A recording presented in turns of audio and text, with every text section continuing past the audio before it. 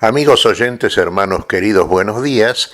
El Evangelio del día, hoy 29 de marzo del año 2017. Aquí estamos Patricia y Miguel, este matrimonio cristiano, dispuestos a leer y comentar este Evangelio. Primero, la lectura. Patricia. Lectura del Santo Evangelio según San Juan, capítulo 5, versículos del 17 al 30. Jesús dijo a los judíos: mi Padre trabaja siempre y yo también trabajo. Pero para los judíos esta era una razón más para matarlo, porque no solo violaba el sábado, sino que se hacía igual a Dios llamándolo su propio Padre. Entonces Jesús tomó la palabra diciendo: les aseguro que el Hijo no puede hacer nada por sí mismo, sino solamente lo que ve hacer al Padre. Lo que hace el Padre lo hace igualmente el Hijo, porque el Padre ama al Hijo y le muestra todo lo que hace, y le mostrará obras más grandes aún, para que ustedes queden maravillados. Así como el Padre resucita a los muertos y les da vida, del mismo modo el Hijo da vida al que Él quiere. Porque el Padre no juzga a nadie. Él ha puesto todo juicio en manos de su Hijo, para que todos honren al Hijo como honran al Padre. El que no honra al Hijo, no honra al Padre que lo envió. Les aseguro que el que escucha mi palabra y cree en aquel que me ha enviado, tiene vida eterna y no está sometido al juicio, sino que ya ha pasado de la muerte a la vida. Les aseguro que la hora se acerca y ya ha llegado en que los muertos oirán la voz del Hijo de Dios y los que la oigan vivirán. Así como el Padre dispone de la vida, del mismo modo ha concedido a su Hijo disponer de ella.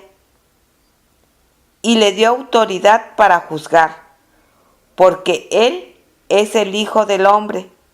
No se asombren, se acerca la hora en que todos los que están en las tumbas oirán su voz y saldrán de ellas. Los que hayan hecho el bien resucitarán para la vida. Los que hayan hecho el mal resucitarán para el juicio. Nada puedo hacer por mí mismo. Yo juzgo de acuerdo con lo que oigo, y mi juicio es justo, porque lo que yo busco no es hacer mi voluntad, sino la de aquel que me envió. Palabra del Señor. Gloria a nuestro Señor Jesucristo. Bueno, muy profundo esto que hemos visto ya, hermanos. Estamos en este tiempo de Cuaresma y fíjense varias cosas, varios puntos que por supuesto le cuestionaban a Jesús. Una fundamental al principio de este pasaje que termina de leernos Patricia es cuando llama a Dios su Padre Jesús.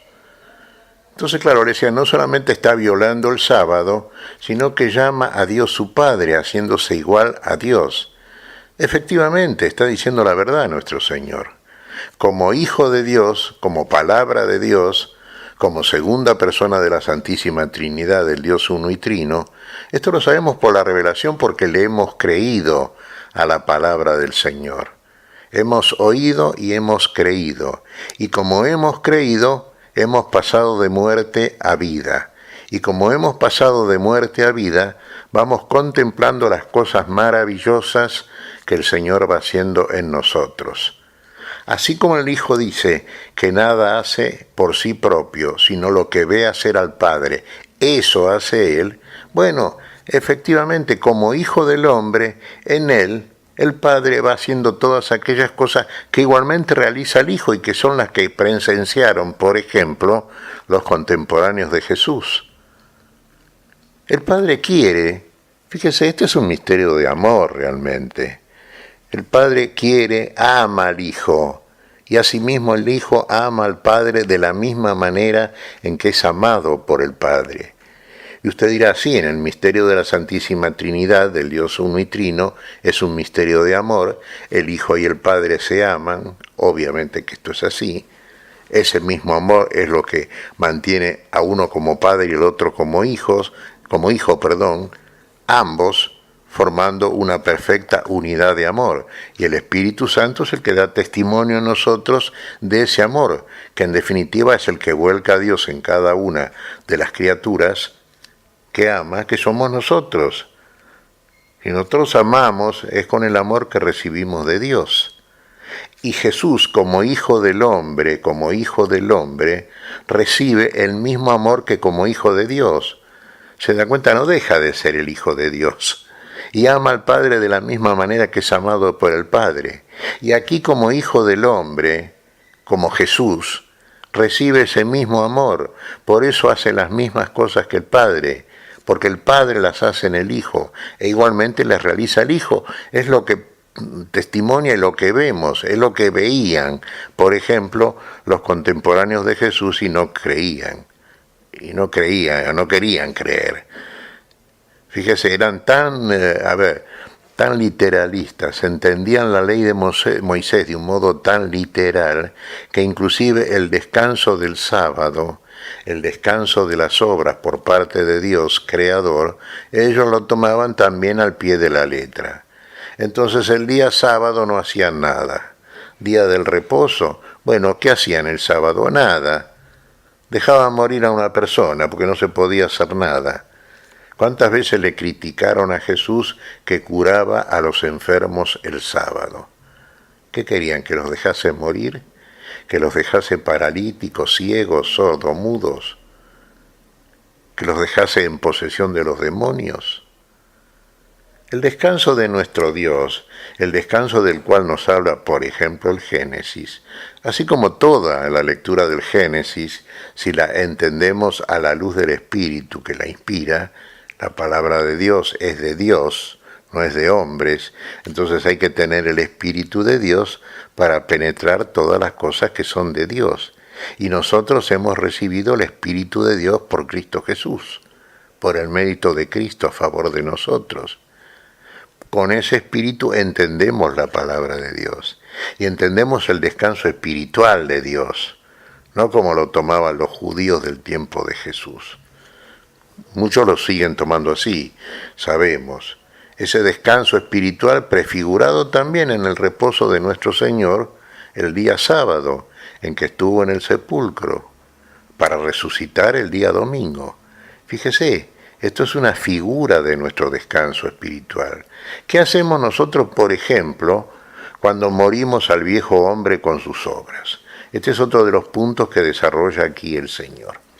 Dice, los muertos oirán la voz del Hijo del Hombre, y los que la oigan vivirán. Fíjese, todo aquel que oye la voz del Señor, todo aquel que oye la voz de Dios, y cree en esa palabra, y cree en la palabra del enviado por el Padre. El Hijo es enviado por el Padre, y enviado por el Padre como Hijo del Hombre. Y como Hijo del Hombre, ¿qué palabra es la que pronuncia para enseñar su mensaje? La palabra que es del Padre, y al mismo tiempo del Hijo. No es que el Hijo tiene una palabra y el Padre otra, es una sola palabra. La palabra, se da cuenta, es para aquello por lo cual Dios hace todas las cosas. Si usted lee con cuidado espiritualmente como debe ser leído el Génesis, fíjese que ahí dice, dijo Dios e hizo Dios. ¿Qué quiere decir esto? Primero dice palabra, después dice hizo Dios, hace por la palabra, todo lo hizo por la palabra, ¿se da cuenta? Y todo lo sigue haciendo por la palabra. Por eso usted oye la palabra, crea la palabra. Evidentemente usted ha resucitado. Si cree, quiere decir si cree, si usted obra la palabra, por supuesto. Si sus obras son las que hacen a la voluntad de Dios. Si sus obras son según bondad, verdad y justicia. ¿Se da cuenta? Entonces, como dice aquí el Señor, pasa de muerte a vida. ¿Pero cuándo pasa de muerte a vida? Aquí, ahora. La fe es por el oír de la palabra, lo hemos dicho infinidad de veces. No lo decimos nosotros, por supuesto lo dice la Escritura, lo enseña nuestro Señor. Bueno, la fe. ¿Usted vive vida de la fe? Estamos en el tiempo de Cuaresma, hermanos. ¿Usted vive verdaderamente vida de fe? Entonces usted ya pasó de muerte a vida. Y si usted pasó de muerte a vida, usted vive. Y si usted vive no muere, ¿se da cuenta? Porque ya está la vida de Dios en usted. Usted ya es una nueva criatura. Usted ya es aquello que Dios quiere hacer. Y que hace por el Hijo, por la palabra del Hijo, que es del Padre. ¿Se da cuenta? Pero usted crea esa palabra nos enseña algo. ¿Es que nos enseña? Y a obrar la voluntad de Dios, eso nos enseña. Entonces usted ya pasó de muerte a vida.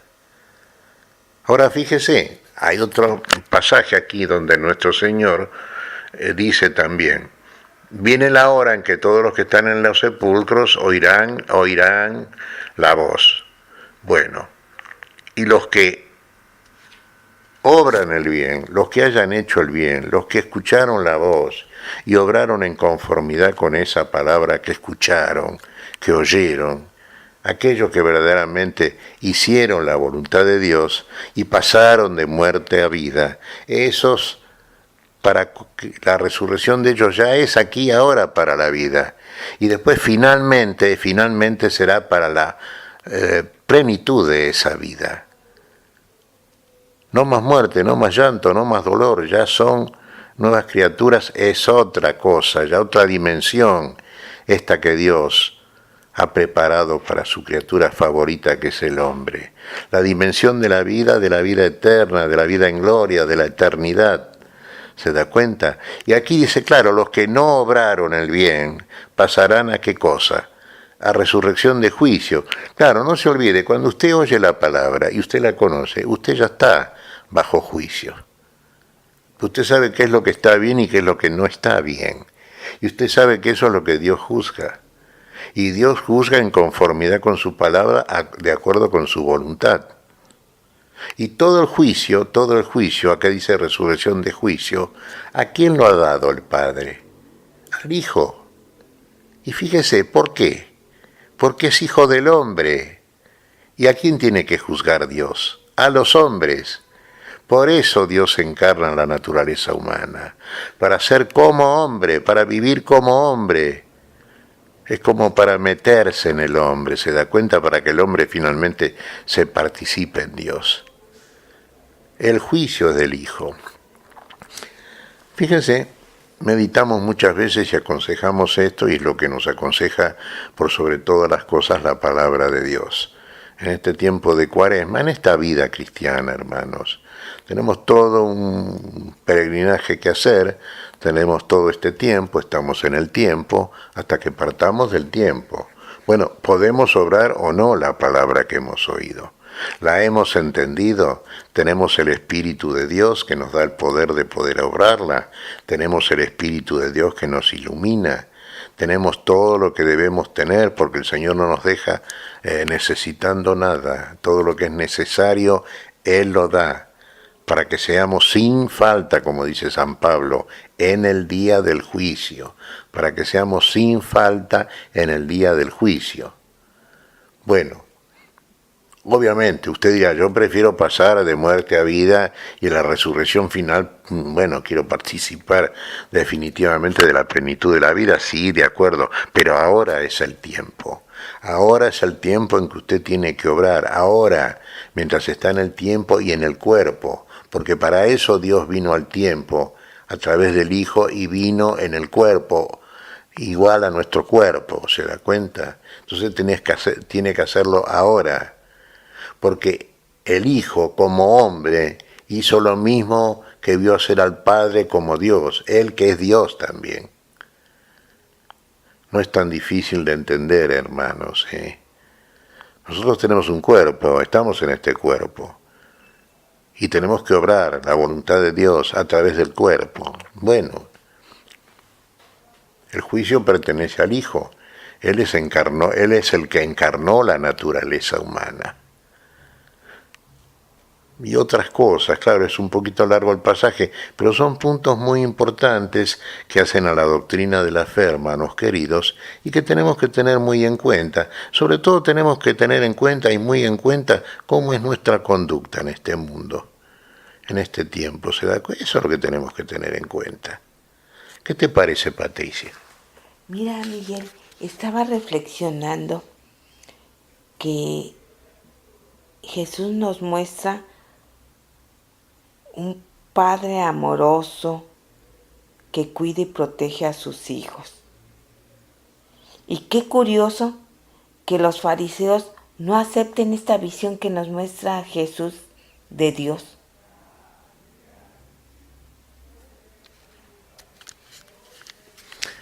Sí, porque no entienden o no quieren entender o creen saber lo que no saben. En otro pasaje que hemos visto el domingo pasado del Evangelio de Juan, hemos visto cómo Jesús, hablando del juicio precisamente, ¿para qué vino a este mundo el Hijo del Hombre? El Hijo de Dios, ¿para qué vino?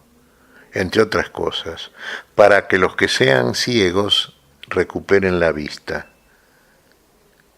Para los que son ciegos y ven su ceguera, recuperen la vista. Y los que son ciegos y dicen que ven, sean cegados. Y estos son los que creen ser sabios y no saben, como por ejemplo los fariseos del tiempo de Jesús, los judíos que negaban a Jesús, todos aquellos que lo persiguieron y lograron finalmente entregarlo en manos de paganos y que Jesús fuera muerto. ¿Se da cuenta? Esos que dicen saben y no saben son aquellos que no tienen posibilidad, porque lo que no saben creen que es la sabiduría de Dios. Y enseñan a los hombres esas cosas también. Y entonces niegan la posibilidad de la salvación que gratuitamente ofrece Dios a través del Hijo. Aquellos que reconocen la precariedad, la necesidad, aquellos que se dan cuenta que necesitan algo más que las flacas fuerzas racionales humanas, bueno, esos van a recuperar, van a ser iluminados, porque Dios mira el corazón y se da cuenta quién es verdaderamente honesto desde el punto de vista espiritual y quién verdaderamente busca a Dios y busca obrar la voluntad de Dios. Aunque se equivoque, porque se pueden, nos equivocamos, hermanos, pero el Señor mira el corazón, El Señor ve quién es aquel que se puede equivocar, puede pecar. Sí, sabemos todo esto. Para eso derramó su sangre el Señor, para perdonar los pecados. Moisés no le perdonaba los pecados a los judíos, simplemente le mostraba que estaban en pecado delante de Dios y consecuentemente en muerte. El Señor vino a perdonar los pecados. De ahí entonces que en Cristo Jesús, unidos a Cristo Jesús, tenemos perdón de las faltas. Basta reconocerlas naturalmente y con un veraz arrepentimiento de las mismas delante de Dios. ¿Qué te parece si agradecemos al Señor? Muy bien, Miguel. Te damos gracias, Padre Celestial, en el nombre santo de nuestro Señor Jesucristo. Te damos gracias, Padre, te pedimos perdón por nuestras faltas. Señor, pedimos tu bendición. Te pedimos tu espíritu de resurrección y vida. Señor, que hemos oído tu palabra, la hemos creído y sabemos que hemos pasado a una vida nueva, a una vida que podemos dar testimonio de la misma a partir de la felicidad que ésta nos genera. Todo lo debemos a ti, Señor. Tú lo has hecho todo y lo haces todo en nosotros. Lo decimos y lo pedimos en tu nombre. Por Jesucristo, nuestro Señor. Amén y amén. Amén.